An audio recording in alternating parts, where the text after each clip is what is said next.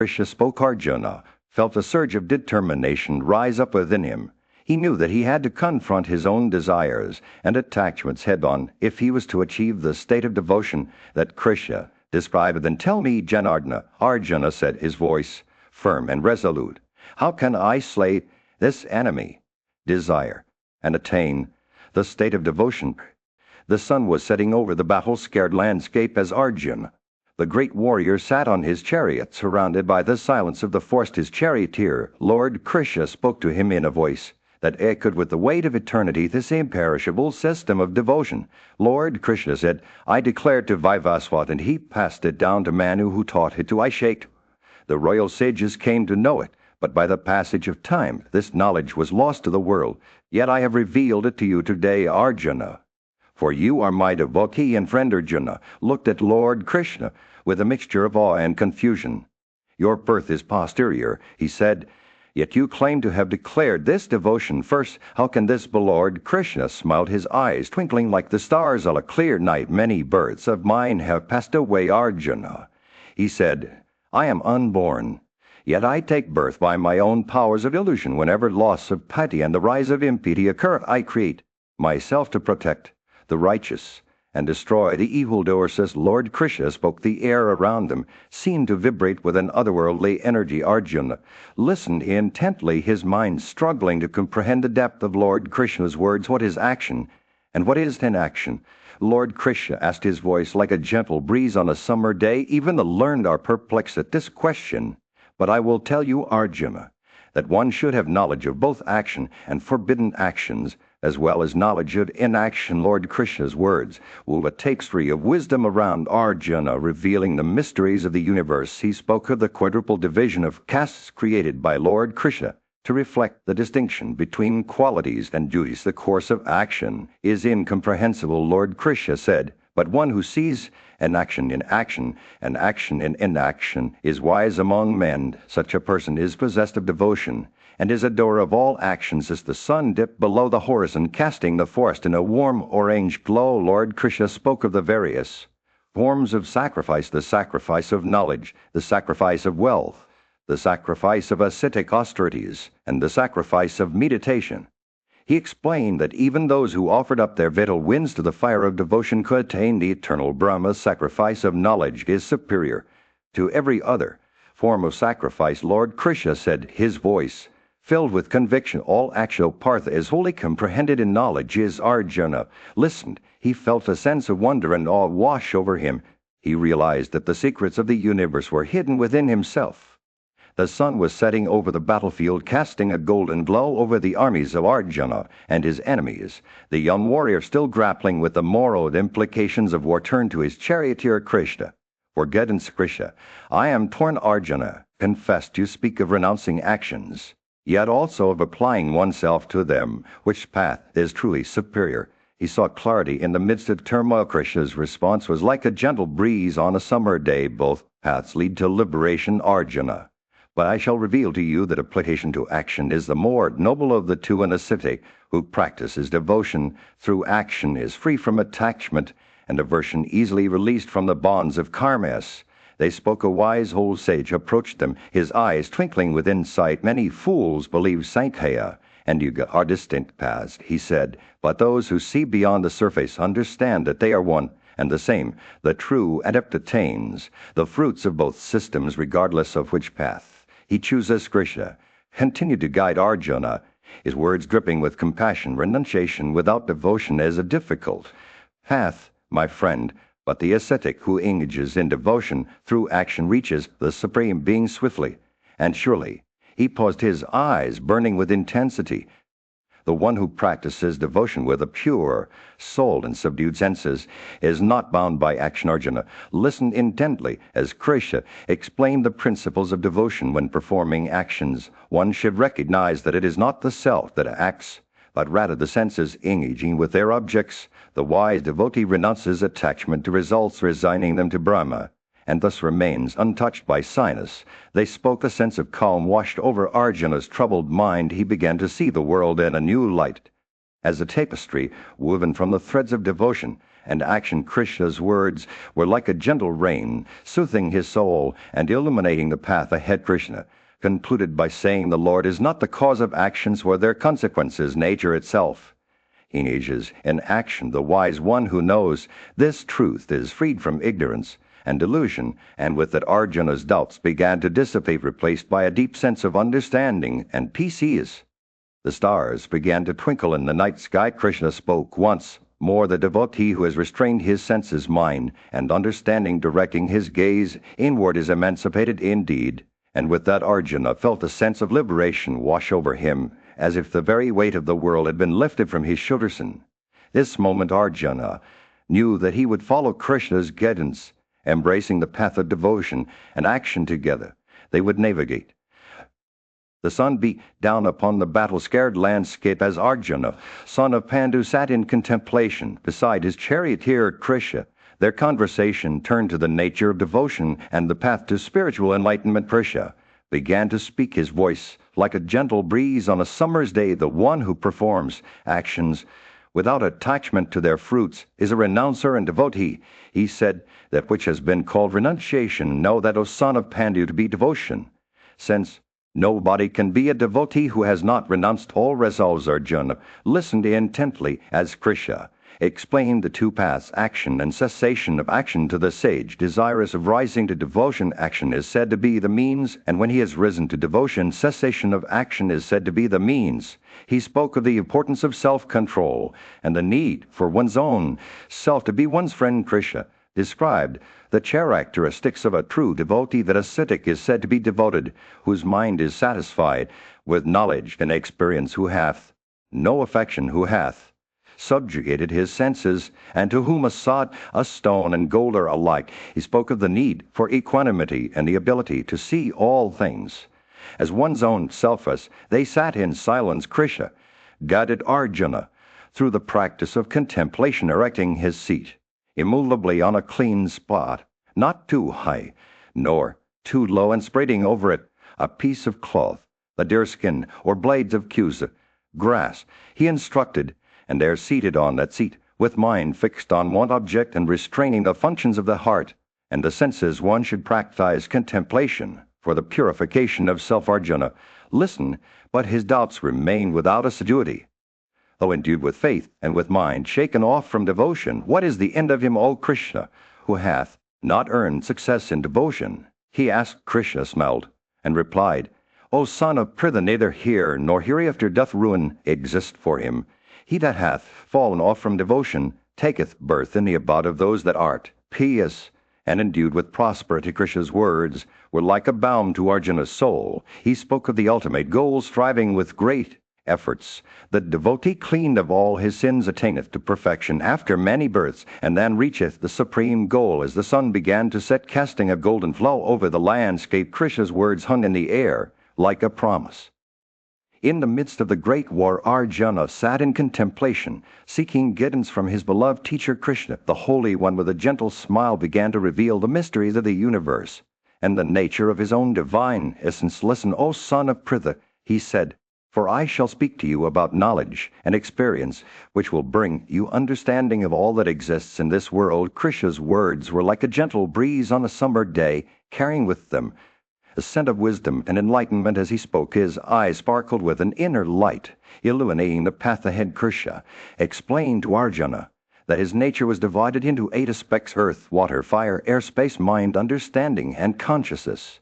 These were the fundamental building blocks of creation, the raw materials from which all things arise. But he said, there is a higher aspect of himself, one that animates all living beings and sustains the universe, and the source of evolution and dissolution. Krishna declared the origin and end of all things. There is nothing else higher than myself. His words echoed through Arjuna's mind like a mantra, awakening his soul to the depths of the divine. Krishna went on to describe himself as the fragrance in the earth, the splendor of the sun and moon, the sound in space, and the strength in all living creatures. He was the seed from which all beings sprouted, the intelligence that guided them, and the glory that shone within them. Arjuna's heart swelled with reverence as he listened to Krishna's words, feeling the weight of his divine presence. Krishna revealed to Arjuna that not everyone can see him in his true Form, some are blinded by their own desires and ignorance, while others are caught up in the illusion of the world. But those who seek refuge in him with faith and devotion will transcend this illusion and come to know the truth. Krishna spoke also of the four classes of people who worship him: those who are distressed, those who possess knowledge, those who are devoted, and those who have faith in one God alone. Among these he said that the man of knowledge is dearer to him than all others, for he has fixed his soul on abstraction and taken refuge in Krishna as the highest goal. As Arjuna listened, his heart was filled with a sense of wonder and awe. He saw the world in a new light as a manifestation of Krishna's divine essence. And when Krishna finished speaking, Arjuna felt transformed, his mind expanded by the revelation of the Holy One's nature. In that moment, Arjuna knew that he had been given a precious gift, the knowledge of Krishna's true form. In essence, he realized that all creatures are deluded at birth by the pairs of opposites arising from desire. And the sun was setting over the battlefield of Kurukshetra, casting a golden glow over the armies of the Pandavas and Kauravas. Arjuna, the great warrior, sat in contemplation, seeking guidance from his charioteer and mentor Krishna. Arjuna said, "I am consumed by doubt. What is this Brahman, this ultimate reality that underlies all existence? What is Atma, its own manifestation within us, and what of action the offering to any godhead in a sacrifice?" Krishna's eyes sparkled with wisdom as he replied, "Brahman is the supreme and indestructible, is the unchanging essence that pervades all existence. Advaita is its own manifestation within us, the spark of divinity that resides within every soul. And action, Arjuna, is not just physical labor or ritual sacrifice, but the remembrance of me in one's final moments, when the body is cast aside and the spirit returns to its source." Arjuna's eyes widened with understanding as Krishna continued, "When you depart from this life, remember me alone. Fix your mind on me, and I will be your guide. Think of me always, and engage in battle with courage and devotion, for it is through remembrance of the Supreme that one attains liberation." Krishna's words were like a gentle breeze on a summer day, soothing Arjuna's doubts and fears. He explained that by thinking of the Supreme with a steady mind and directing one's life breath between the eyebrows, one could attain to the highest goal. "This seat is indestructible," Krishna said, "entered by ascetics freed from all longings, who have practiced the vows of Brahmacarans, casting off this body. They stop up all the doors, confine their mind within the heart, and rest on continued meditation, uttering the sacred syllabum, which is Brahman, and thinking of me. They attain to the highest goal." As Arjuna listened to Krishna's words, he felt a sense of peace settle over him. He realized that the Supreme was not distant or inaccessible, but present within every moment, guiding and directing those who sought liberation. Krishna continued, "High-souled persons who have achieved the highest perfection attain to me and do not incur rebirth, which is the abode of sorrow and transience. All the worlds from the abode of Brahman downwards must go through a round of births, but when one attains to me, there is no rebirth." Arjuna's eyes shone with understanding as he grasped the significance of Krishna's words. He knew that he had been given a precious gift, the knowledge of the Supreme and its ultimate reality. Krishna smelt, his eyes twinkling with affection. The sun was setting over the battlefield of Kurukshetra, casting a warm orange glow over the assembled warriors. Arjuna, still grappling with the weight of his duty as a warrior, sat in contemplative silence beside Lord Krishna. The Holy One, sensing Arjuna's turmoil, spoke words that would change the course of their conversation forever. "O dear Arjuna," began Krishna, "I shall reveal to you the most mysterious and sacred knowledge. This is the royal science, highly cleansing and directly apprehensible. It is a mystery that has been hidden in plain sight, awaiting one who seeks it with an open heart." As Krishna spoke, his words seemed to carry on the wind, infusing Arjuna's very being with their meaning. "This universe," continued Krishna, "is pervaded by my unmanifest form. All entities reside within me, yet I do not reside in them. Behold my divine power." Krishna's voice rose and fell like a gentle wave, drawing Arjuna into the depths of his own soul. Krishna explained that he creates and sustains all beings at the beginning and end of each kalpa, a cycle of creation and destruction. His nature is independent, yet he regulates it according to the needs of the universe. Those acts, however, Krishna said it with a hint of detachment, "do not bind me, who sits as one unconcerned." As Krishna spoke, Arjuna felt his mind expanding like a lotus blooming in the sun. He began to see the world through new eyes, as a vast interconnected web of life woven by the threads of divine power. Krishna continued, I am the Vedic sacrifice. I am the sacrifice enjoined in the Smritis. I am Swada. I am the meat produced from herds. I am the mantra. I am the sacrificial libation. I am the fire, and I am the offering. His words dripped like honeyed nectar, filling Arjuna's heart with devotion. I am the father of this universe. Krishna declared, the mother, the creator, grandsire. I am the thing to be known, the means by which everything is cleansed, the syllable and the rek, the summon and the yejus. His voice rose in a crescendo of glory, as if proclaiming the very essence of existence. Krishna revealed that those who know the three branches of knowledge, drink, sama, jus, and worship him through sacrifices, attain to the sacred region of the chief of the gods. They enjoy celestial pleasure, but upon exhausting their merit, they re-enter the mortal world. It is thus, Krishna said, that they who accept the doctrines of the three Vedas and wish for objects of desires obtain going and coming as the sun dipped below the horizon, casting Kurukshetra in a soft twilight. The sun was setting over the battlefield, casting a warm orange glow over the armies of the Pandavas and the Kauravas. Arjuna, the mighty warrior and prince of the Kuras, sat on his chariot, his mind filled with doubts and uncertainties about the impending battle. His charioteer Krishna stood beside him, wise and compassionate as always. As they waited for the signal to begin the fight, Krishna began to speak in a voice that was both gentle and powerful. Arjuna, listen once more to my words.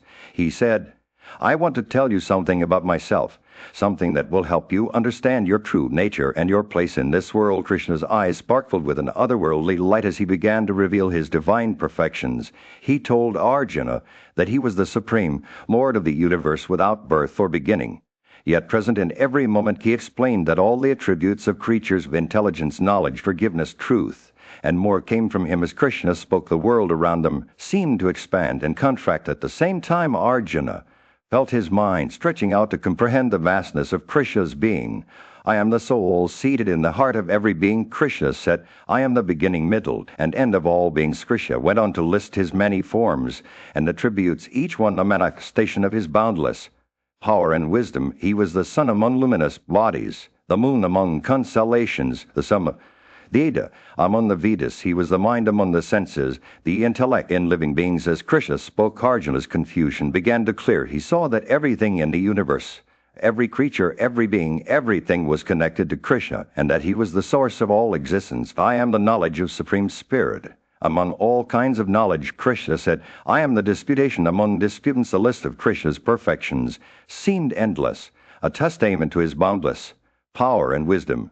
Yet as Arjuna listened, he began to see that it was not just about listing attributes or forms. It was about understanding the essence of Krishna's being, that he was the ultimate reality, the source of all existence. He is the sun dipped below the horizon, casting the battlefield in a soft twilight light. Krishna finished his recitation. Arjuna sat in silence for a moment, his mind reeling with the implications of what he had heard. Then, with a newfound sense of clarity and purpose, he turned to Krishna and asked Krishna, how can I meditate on you? How can I know you truly? Krishna smiled, his eyes shining with love and compassion. Arjuna, he said, you have always known me, you just. The sun was setting over the battlefield, casting a golden glow over the assembled warriors. Arjuna, the son of Pandu, stood before his charioteer and friend Krishna, his eyes filled with a mix of awe and trepidation. Krishna, Arjuna said, his voice barely above a whisper, I have heard your words about the creation and dissolution of beings. I have seen the greatness that lies within you, O Lord of mystic power. What you have spoken is true, and I am filled with wonder. Krishna smiled, his eyes shining like lotus petals in the fading light. Behold, Arjuna, he said, my forms by hundreds and thousands, various, divine, diverse in hue and shape. Behold the entities, the Vasas, the Rudras, the Aswins, and the Maruts. As Krishna spoke, his form began to shift and change. Before Arjuna's eyes, he saw the entire universe of mobiles and immobiles gathered together within Krishna's body. The air was filled with an otherworldly energy, as if the very fabric of reality was being revealed. Arjuna's mind reeled as he beheld the wonders of Krishna's form. I see all the gods, he exclaimed, and all the very hosts of creatures. I behold Brahman seated on his lotus, seat, and all the riches, and celestial snakes. His voice trembled with awe as he added, "And I see you, O Lord of infinite forms, with innumerable arms, stomachs, mouths." And Krishna's form continued to expand, filling the entire horizon. Arjuna saw the triple world trembling before him as if the very foundations of existence were being shaken. The Rudras, Adityas, Vasus, and other celestial beings gazed upon Krishna in wonder, their voices raised in praises. The vision reached its climax. Arjuna felt his heart racing with fear. He saw himself and all the warriors on the battlefield entering Krishna's mouths, which flamed like the all-destroying fire. At the end of the yuga, the air was filled with the cries of the fallen as if they were being swallowed by the very jaws of death. Krishna spoke again, his voice calm and gentle. "I am death, the destroyer of worlds." He said, "I am now engaged in slaying the race of men without you.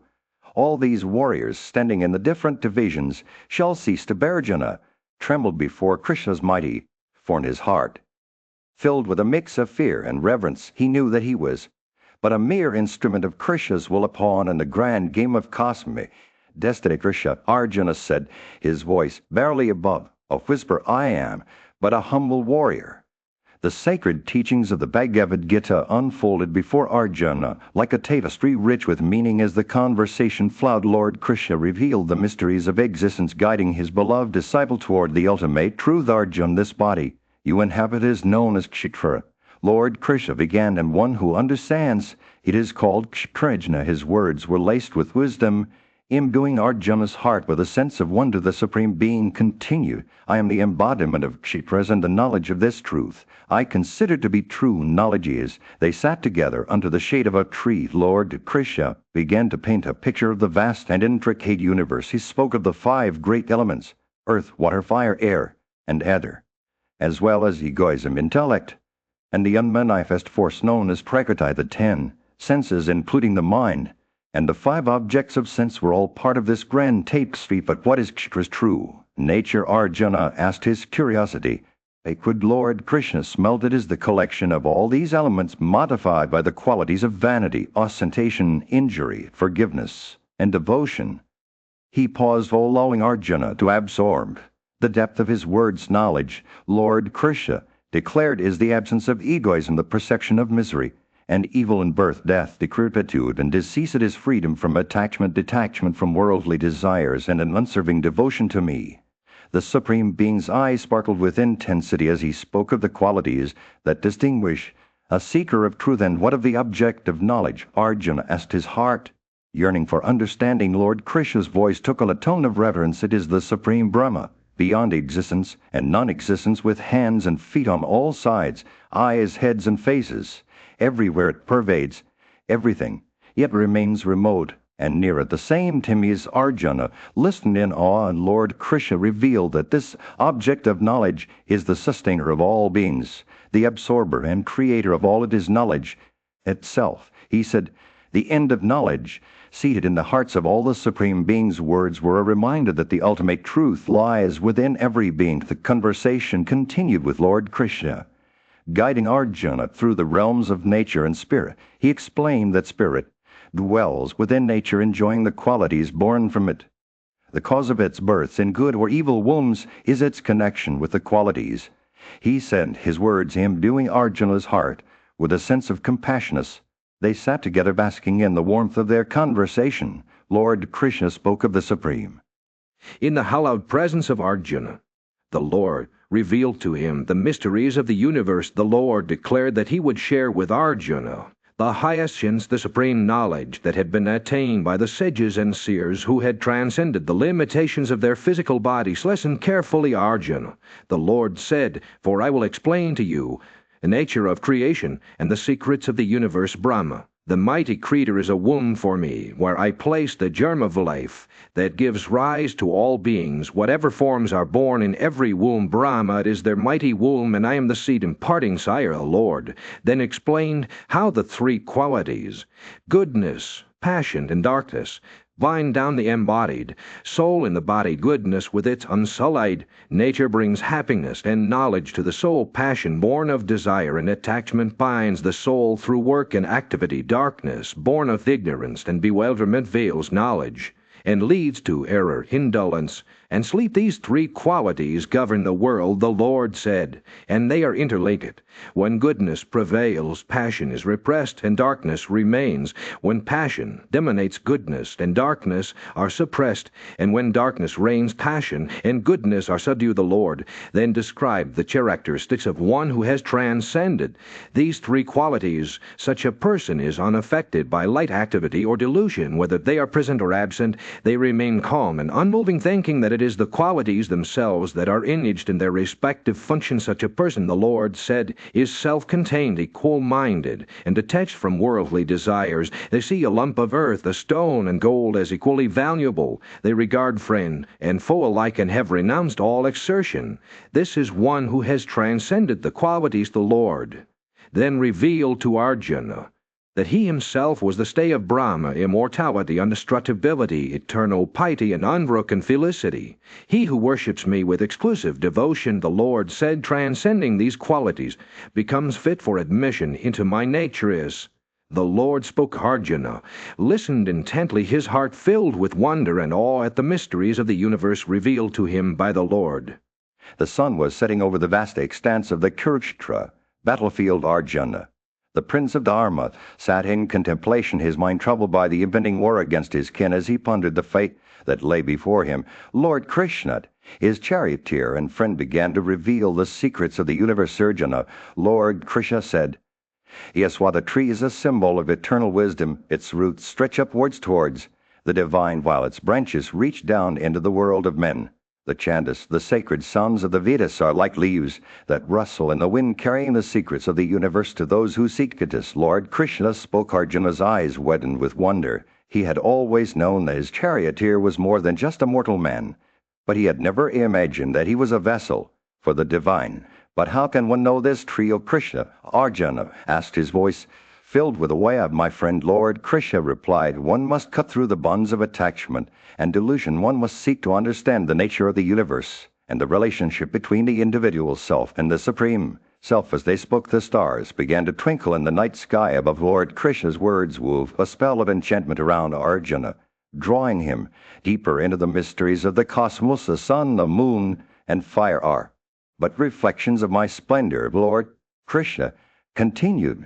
"I am the one who upholds all creatures by my force, nourishing them with my vital energy. I reside in every heart, guiding those who seek to know me." Arjuna's mind reeled as he listened to the words of his charioteer. He felt himself being drawn into a realm beyond the mundane, where the distinctions between self and universe dissolved. And what of the two entities that exist in the world? Arjuna asked, his curiosity piqued.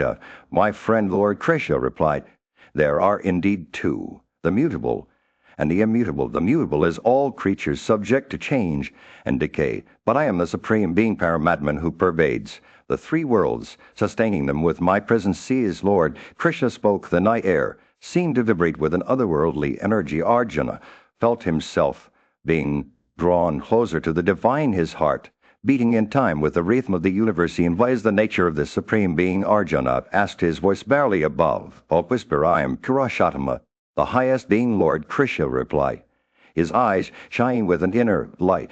"He who knows me as this highest being without being deluded shall know all, O Bharata. He shall worship me."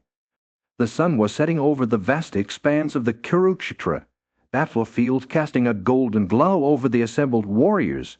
Lord Krishna, seated on his chariot beside Prince Arjuna, began to speak in a gentle yet profound tone. "O Bharata," he said, "the path to spiritual growth and self-realization is not for everyone. There are two kinds of beings in this world, those born with godlike possessions and those born with demonic possessions. The godlike possess qualities such as fearlessness, purity of heart, and perseverance in knowledge and yoga meditation. They live a life of truth, compassion, and forgiveness, free from anger and vanity." Krishna's words hung in the air like a promise of hope. "But, O son of Pritha," he continued, "there are also those who are born with demoniac possessions. These individuals are consumed by hypocrisy, pride, conceit, wrath, rudeness, and ignorance. They believe that the universe is void of truth and guiding principle, and that everything is a product of lust and desire. As Krishna spoke, his eyes seemed to pierce through the veil of ignorance that shrouded the demonic-minded individuals.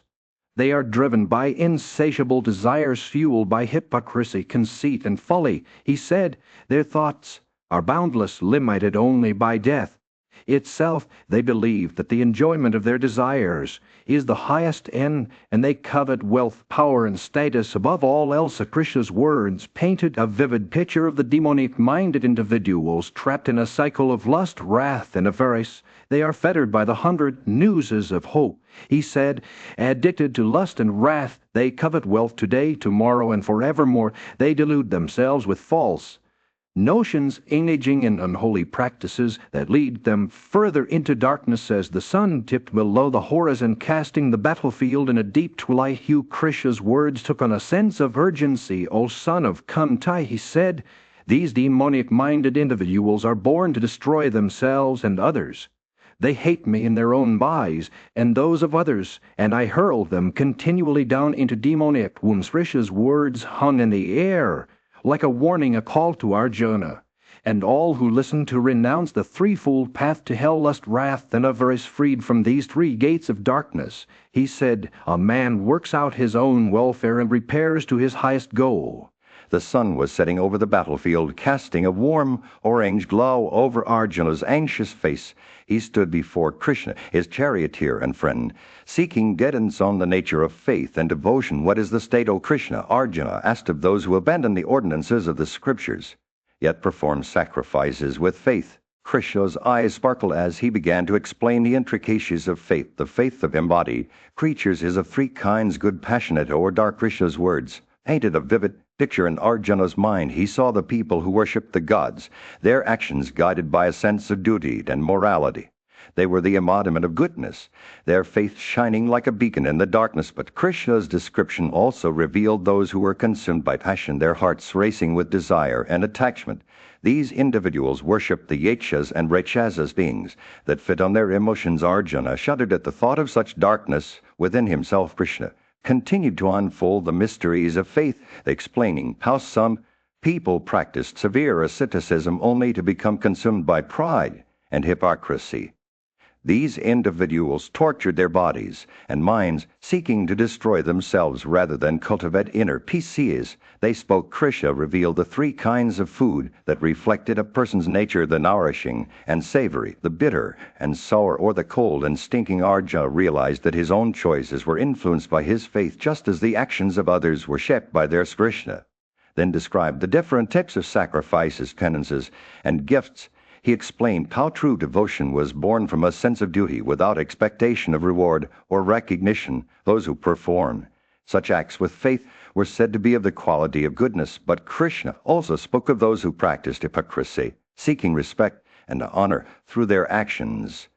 These individuals were driven by passion rather than a genuine desire for spiritual growth. Arjuna felt a pang of sorrow as he recognized that even some of his own friends and family might be trapped in this cycle. Krishna's words then turned to the 3-fold designation of Brahma, Om, Tat, and Sat. He explained how these syllables held the power to guide individuals on their spiritual journeys. By uttering them, one began a new endeavor, seeking to align themselves with the divine. Tat was used for those who sought deliverance from the cycle of birth and death, while Sat represented existence and goodness. As the sun dipped below the horizon, Arjuna felt his mind expanding, his understanding deepening.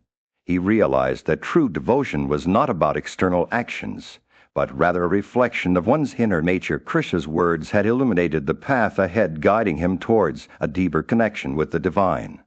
The sun was setting over the battlefield, casting a warm orange glow over the weary warriors. Arjuna, the prince of the Pandavas, sat on his chariot. Lost in thought, he had been struggling to understand the nature of renunciation and abandonment as taught by his beloved Guru Lord Krishna. Krishna, Arjuna said, his voice filled with a mix of curiosity and doubt. I want to know more about renunciation. What is it exactly? And how does one abandon attachment to the fruits of their actions? Lord Krishna smiled, his eyes twinkling with wisdom. My dear Arjuna, he began, renunciation is not simply a matter of giving up one's desires or abandoning one's duties. is a state of mind, a way of being in the world, the learned call. At Varija, the rejection of the works with desire, Arjuna leaned forward, his eyes locked on Krishna's face. And what about abandonment? Lord, is that different from renunciation? Krishna nodded. Yes, my son, abandonment is not just giving up one's desires or attachments, but also letting go of the ego and the sense of self-importance. There are three kinds of abandonment, Arjuna: the abandonment of attachment to the fruits of one's actions, the abandonment of the ego and the sense of self-importance, and the abandonment of the concept of good and evil. As Krishna spoke his words, wove a tapestry of meaning that was both complex and beautiful. He explained how some wise men believed that work itself should be abandoned as evil, while others saw it as a necessary part of life. But Krishna's own opinion was clear. The works of sacrifice, gifts, and penance are the purifications of the wise, he said. But even these works should be done abandoning attachment and fruit. Arjuna listened intently, his mind racing with questions and doubts. He knew that he wanted to understand this concept of renunciation and abandonment, but he was unsure where to begin. Krishna continued to teach, explaining the 5 causes for the completion of all actions: the substratum, the agent, the organs, the efforts, and the deities. As the 5th, whatever work a man undertakes, Krishna said, these 5 are its causes. As the sun dipped below the horizon, casting the battlefield in a soft blue light, Arjuna felt his mind expanding with understanding. He saw how all actions were interconnected, how they were caused by a complex web of factors that included the agent, the organs, and the deities. Krishna's words painted a picture of a world where everything was intertwined, where every action had consequences that rippled out like waves on a pond, and at the center of it all was the individual struggling to understand their place in the grand. The sun was setting over the battlefield, casting a golden glow over the 2 armies. The air was electric with tension as the Pandavas and their allies prepared to face off against the Kauravas. Sanjaya, the charioteer of Dhritarashtra, watched from afar as the scene unfolded. As Arjuna, the mighty warrior, took up his Gandhava bow and arrows, a tremendous shout erupted from the Pandava army. The sound of conch shells blowing, drums beating, and cow horns blaring filled the air, creating an uproar that was deafening the gods' Gandharvas. Indrasiddhas and Charanas descended upon the battlefield, eager to witness the clash between the 2 armies. Yudhishthira, the just king, emerged from his chariot, coat of mail discarded, and walked towards the Kaurava army, accompanied by his brothers, his eyes fixed on Bhishma, the grandsire who was ready for battle. The Pandavas' war cry had died down, replaced by an eerie silence as both armies watched Yudhishthira's approach. As he reached Bhishma, Yudhishthira seized his feet with reverence and asked for permission to fight alongside him. Bhishma, impressed by the young king's courage, granted his blessing and offered words of wisdom. A man is the slave of wealth, but wealth is no one's slave. He revealed that he was bound by the Kauravas' wealth and would fight for them. Yudhishthira saluted Bhishma, once more accepting his words with a bow of his head. Then, accompanied by his brothers, he proceeded towards Drona's chariot, seeking guidance on how to vanquish their foes without incurring sin. Drona, the invincible warrior, was also bound by the Kauravas' wealth and would fight for them. As Yudhishthira approached Drona, the king asked him how he could fight without incurring sin and how he might vanquish his enemies with permission. Drona, gratified by Yudhishthira's respect, granted his blessing and offered words of wisdom. A man is the slave of wealth, but wealth is not one's slave. He too revealed that he was bound by the Kauravas' wealth and would fight for them. The scene was set for a battle that would shake the very foundations of the kingdom. The stage was set for Yudhishthira to face his destiny with Bhishma and Drona as his guides. The outcome was far from certain, but one thing was clear: only time would tell who would emerge victorious in this epic clash between good and evil.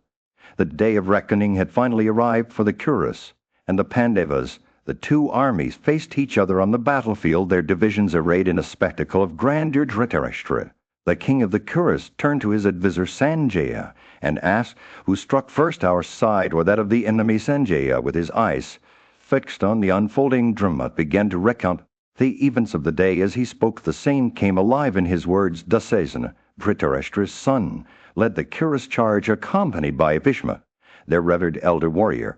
The Pandavas, with Bhimsana at their head, advanced with a fierce determination to battle against Bhishma. Air was filled with the deafening sounds of war, the blare of conches, The beat of drums and the cymbals clashing din elephants trumpeted, while steeds neighed in terror as the two armies clashed. The earth shook beneath their feet, like a force swayed by the wind in this maelstrom of chaos. Mesna's mighty roar rose above the cacophony. His thunderous voice was like the rumble of clouds, striking fear into the hearts of Dhritarashtra's sons and sending them cowering behind their shields. The Pandava brothers, Nakula, Sahadeva, Trishtadyumna, and the 5 sons of Draupadi, charged forward with whetted shafts, tearing through the enemy ranks like bolts from heaven. As the battle raged on, the warriors' bows sang a deadly melody. Arrows flew through the air, their tips glinting like snakes, shedding their skins. The clash of steel on steel echoed through the landscape, while chariots thundered across the field. The dust raised by the combatants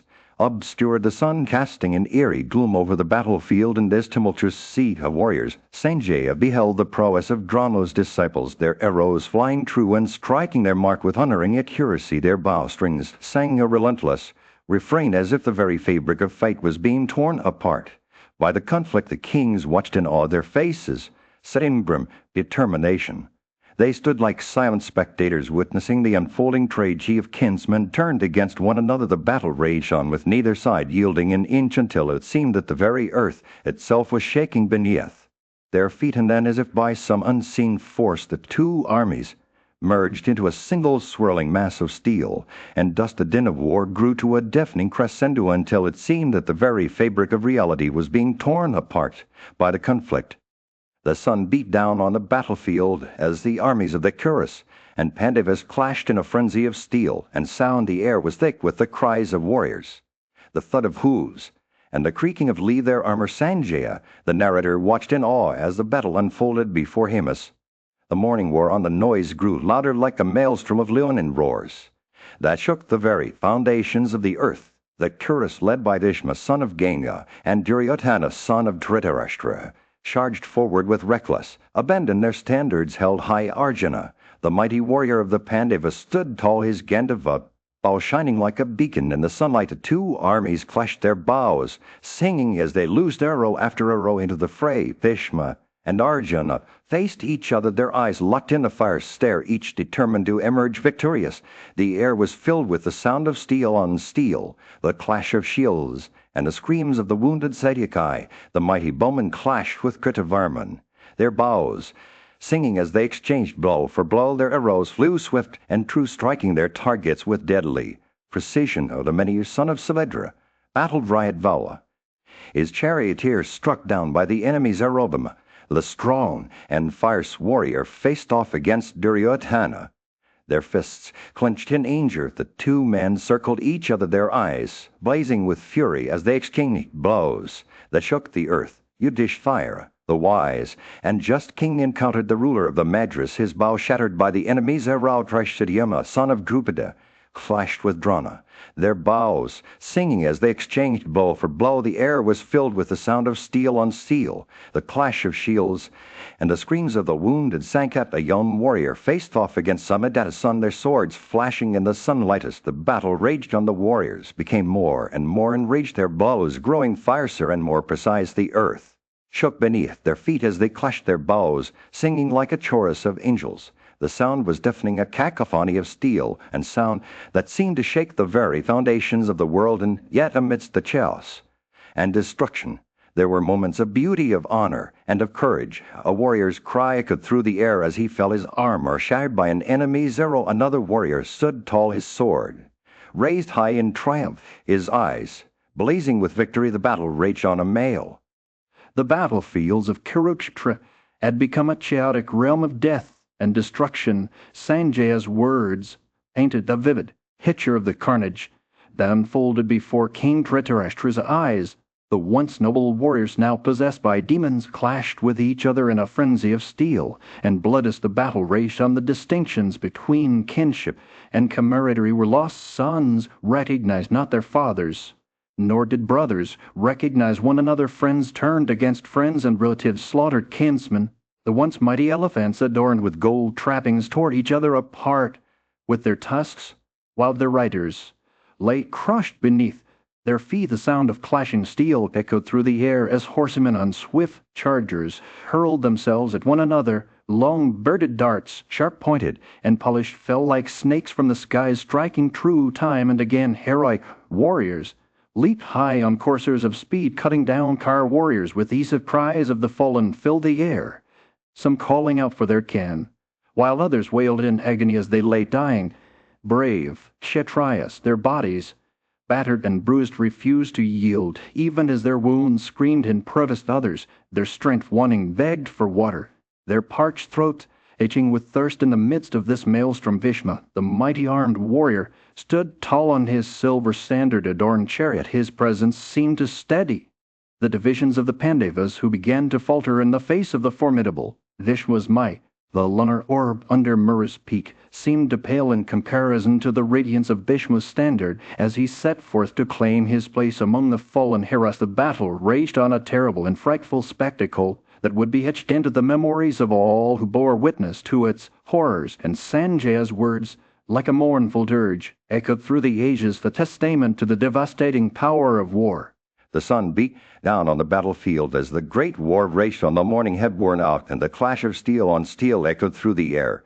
Bhishma, the grandsire's son, stood tall amidst the chaos, his palmyra standard, a beacon of hope for the Dhritarashtra army. Dharmika, Kritavarman, Kripasalya, and Vivinsa, urged by Arjuna, the son of the Manu, approached Bhishma to protect him. The 5 mighty car warriors shielded Bhishma as he charged into the Pandava. Pushed his broad-headed shafts cut through the enemy lines like a sill, leaving a trail of destruction in its wake. As Bhishma pierced deeper into the Pandavas' ranks, his standard glided effortlessly through the Chetas, Kesas, Kurushas, and Panchalas. The heroes seemed to dance on his chariot as it sped along its track, striking down foe after foe. Some elephants, hit in their vital parts, shrieked in agony. Of a Manu, fueled by rage, charged towards Bhishma's chariot with his standard adorned with pure gold and resembling a Karnika, a tree. He struck Kritavarman with 1 arrow, Salya with 5, and weakened Bhishma with 9 arrows. With a single well-shot arrow he cut down Dharmika's charioteer and Kripa's golden-decked bow. The battle raged on as Manu continued to rain arrows upon the Dhritarashtra warriors, cutting off their standards and weakening their resolve. Bhishma retaliated with his own arrows, but Abhimanyu proved equal to the task, cutting down Bhishma's standard with 9 arrows. The people on the battlefield gasped in awe as Subhadra's son's prowess was revealed. Even Bhima, Arjuna's brother, cheered him on, shouting in approval. But Bhishma would not be defeated so easily. He summoned celestial weapons and covered Abhimanyu with thousands of arrows. In a desperate bid to protect his son, 10 great bowmen and mighty car warriors of the Pandavas rushed towards Abhimanyu's chariot. They were led by Virata, Drishtadyumna, and Satyakai, but Bhishma was relentless, piercing the prince of Panchala with 3 arrows and Satyakai with 10.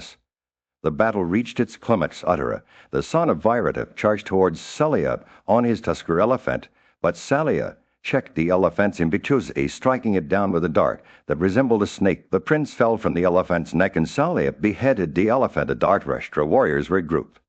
The sun beat down upon the battlefield as Dhritarashtra, king of Hastinapura, inquired about the events unfolding before him.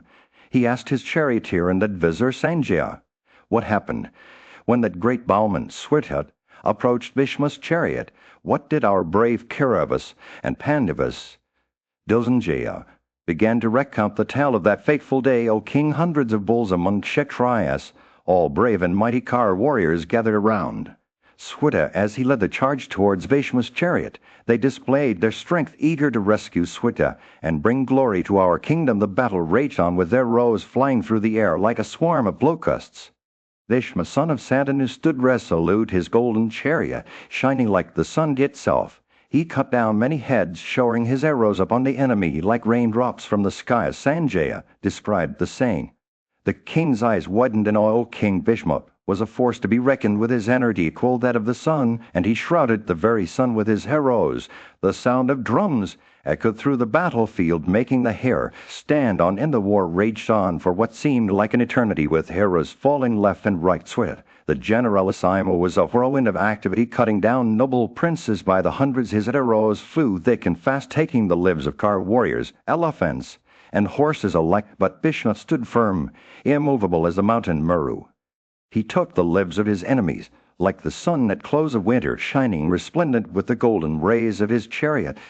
The 2 warriors clashed, their arrows flying back and forth in a dance of death. The king's son Duryodhana watched with growing unease as Bhishma was battered by Sweta's relentless onslaught. His own troops fled in terror, abandoning their commander to face the wrath of the generalissimo alone. Sanjaya continued his tale, describing how Duryodhana rushed back into battle surrounded by many kings. But Sweta was unstoppable, cutting down his enemies like a scythe through wheat.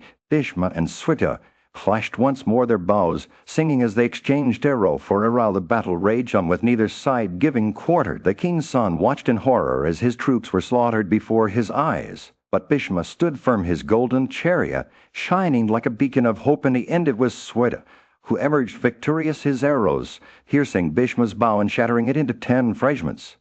The standard of the high-souled warrior was cut down, and the kings. In the midst of a great war, Dhritarashtra, the king of the Kurus, sat with his charioteer Sanjaya recounting the events that had transpired. He began by speaking of the death of Sweta, their generalissimo, who had been slain in battle by Bhishma. Son Dhritarashtra said, "When our commander was killed, what did our mighty bowmen, the Panchalas, with the Pandavas, do? I want to know about the bravery they showed on that day." He paused, his voice heavy with emotion. "I must confess, Sanjaya, that my heart feels a pang of shame when I remember how we provoked this war." Dhritarashtra's thoughts turned to Duryodhana, his eldest son, who had been instrumental in starting the conflict. He sought refuge under the protection of the Pandavas once, but now he has abandoned all sense of honor and behaves maliciously towards them. Dhritarashtra said as he spoke. Sanjaya began to recount the events that had unfolded on the battlefield. When Sweta was killed by Bhishma, Virata's son Sanka, a skilled warrior, charged forward with rage in his eyes. He rushed towards Sulya, who was stationed on his chariot, and caused an arrowy downpour. The mighty arm Bhishma, sensing the chalice, took up his bow and rushed towards Sanka. The two warriors clashed, their bows drawn as the Pandava host trembled with fear. Arjuna quickly intervened, placing himself between Sanka and Bhishma to protect him from harm. The battle raged on with arrows flying in all directions. Bhishma's prowess was unmatched as he slaughtered Panchala warriors with ease. He then turned his attention towards Drupada, the king of the Panchalas, surrounding him with a hail of arrows. The Pandava host was decimated, their soldiers fleeing in terror. As the sun began to set, Bhishma stood victorious on the battlefield, his bow still drawn and arrows blazing like fire. The Parthas, led by Arjuna, withdrew their forces for the night, leaving behind a trail of destruction and despair. Dhritarashtra's words trailed off as he watched Sanjaya finish recounting the events of that fateful day. His eyes were heavy with sorrow, his heart weighed down by the knowledge of what had been lost in this great war. As the sun began to set on the first day of battle, King Yudhishthira's troops had been withdrawn from the field. The king's eldest brother Duryodhana was overjoyed at seeing Bhishma, his uncle, and a mighty warrior, enraged in battle. But Yudhishthira was filled with grief and concern as he beheld the prowess of Bhishma, who seemed to be consuming his troops like fire consumes dry grass. Yudhishthira hastened to meet Janardana Krisha, accompanied by all his brothers and the kings on their side. He was overcome with emotion, thinking that defeat was inevitable and that Bhishma's celestial weapons would soon annihilate them all. "Behold, O Krisha," he said, "that mighty bowman Bhishma of terrible prowess. How shall we even look at him who is licking up my troops like fire fit with clarified butter?" Krisha listened attentively as Yudhishthira described the situation and expressed his fear that they would all be destroyed. He saw how Bhima, Arjuna's brother, was fighting valiantly, but even he seemed unable to vanquish Bhishma in a fair fight. And then there was Arjuna himself, who seemed indifferent to their plight. Yudhishthira continued to speak, his words pouring out like a river of sorrow. "I am sinking in the fathomless, a scene represented by Bhishma," he said, "without a boat to rescue me. I fear that if we continue to fight, our army will be consumed, and my brothers and friends will fall. It is better for us to retreat into the woods, where we can live out our days in peace." Krishna listened patiently, his eyes filled with compassion. He knew that Yudhishthira was not one to give up easily, but he also saw the depth of his brother's despair, and so when Yudhishthira finally fell silent, Krisha spoke words of comfort and encouragement. "Do not grieve, O chief of the Bharatas," he said. "Your brothers are all heroes and renowned bowmen in the world. I am employed in doing good, as also that mighty Kar warrior Saikai and Virata and Drupada. All these monarchs with their troops are expectant of thee, favor and devoted to thee." Yudhishthira's heart was lifted by Krishna's words, but he still felt a sense of unease. He knew that Bhishma was a formidable foe and that they needed a new strategy. if they were to defeat him, and so he turned to Drishtadyumna, the commander of their forces, and asked for his counsel. Drishtadyumna, who had been ordained by Samu himself to be the slayer of Drona, was confident in there. The sun beat down on the vast expanse of the battlefield as Sanjaya stood before Duryodhana, his voice carrying across the assembled warriors. "Behold, my prince," he said, "the mighty array of our enemies, led by your cousins, the Pandavas. Behold, too, their formidable warriors, Bhima, Arjuna, Nakula, Sahadeva, and Yudhishthira, each one a force to be reckoned with on the battlefield." As Sanjaya spoke, Duryodhana's eyes gleamed with determination. He knew that this was his moment, his chance to prove himself against his enemies. "Let us march into battle," he cried, his voice echoing through the ranks of his soldiers. "Let us show them the might of the Kauravas." With a thunderous roar, the Kaurava army surged forward, their banners and standards held high at their head. Rode Bhishma, the great grandsire of the Kauravas, his armor shining like the sun itself. Behind him came Drona, the wise and powerful teacher, followed by Duryodhana's own brothers, Dussasana, Vikarna, and Aswathamanas. They advanced. Sanjaya continued to rally the troops, pointing out their strengths and weaknesses. "Our host is immeasurable," he declared, protected as it is by Bhishma's wise leadership. "But theirs, led by Vema, is measurable, and we must be prepared to face them." The Kaurava army formed a mighty array, with Bhishma at its center. Drona stood on his right flank, surrounded by the sons of Pandu, Nakula, Sahadeva, and Yudhishthira. On the left flank rode Durasrava, Salasalya, and Daigadatta, their faces set with determination. The two armies faced each other. A great silence fell over the battlefield. The air was heavy with anticipation, the only sound the rustling of armor and the creaking of chariot wheels. Then, like a thunderclap, the Pandavas blew their conches, shattering the stillness and sending shockwaves through both armies. The noise was deafening. Conches, drums, and cymbals all blended together in a cacophony of sound that echoed across the battlefield. The Kaurava army responded with a mighty roar, their own conches and drums joining in the din, and as they clashed, the earth shook beneath their feet. The battle had begun, and nothing would ever be the same again. The battle between the Kauravas and the Pandavas had begun, with both armies formed into a formidable array on the battlefield. The Kuru grandsire, Bhishma, stood tall, his eyes blazing with determination as he took up his bow and prepared to face the enemies. The combatants waited for the signal to begin. Duryodhana, the eldest son of Dhritarashtra, urged his warriors forward, cased in mail.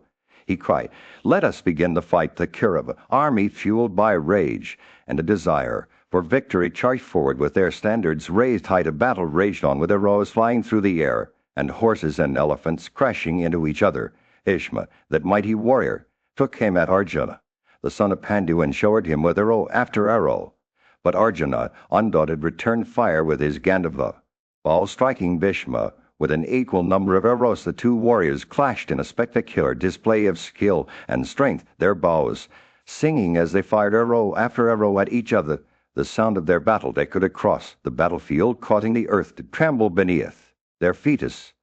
The fight continued. Duryodhana watched anxiously from his chariot, urging Bhishma on with words of encouragement. "Fight to Kshatriya usage," he cried as Bhishma prepared to face Arjuna. Once more the two warriors met in a fierce encounter, their bows firing arrow after arrow in a blur of sound and fury. The battle raged on for hours, the combatants fighting with all their might.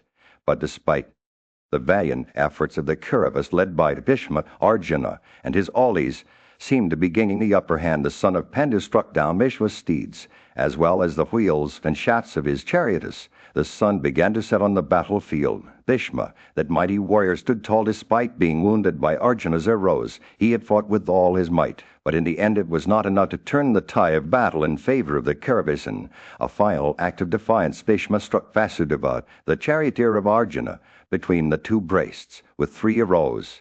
But even this blow could not break the spirit of the Pandava army, which continued to fight on with all its might. The battle would rage on for many more days, but one thing was clear: the fate of the Kauravas and the Pandavas hung in the balance as two great armies clashed in a struggle that would decide the course of history. The sun beat down upon the battlefield as Dhritarashtra, king of Hastinapura, gazed out at the chaos before him. He turned to his charioteer Sanjaya and asked, "Tell me, O Sanjaya, how did that great bowman Drona encounter the Panchala Prince Treshad in battle, I have always believed that destiny is stronger than human effort, even for a warrior as mighty as Bhishma nodded, his eyes fixed on the scene. Unfolding before them, listen, O king, to this tale of valor and skill. The son of Pandu, Arjuna's brother, Yudhishthira, may be invincible, but Drona is a force to be reckoned with. He pierced Treshad charioteer from his seat and struck down the prince's 4 steeds with swift arrows. As Sanjaya spoke, the battle raged on Treshad, enraged by the attacks on his family, charged forward, his sword flashing in the sunlight. Wait, he cried to Drona, but the bowman merely smiled and shot back a hail of arrows. Treshad shield was no match for Drona's relentless onslaught, and the prince stumbled backward, his armor pierced by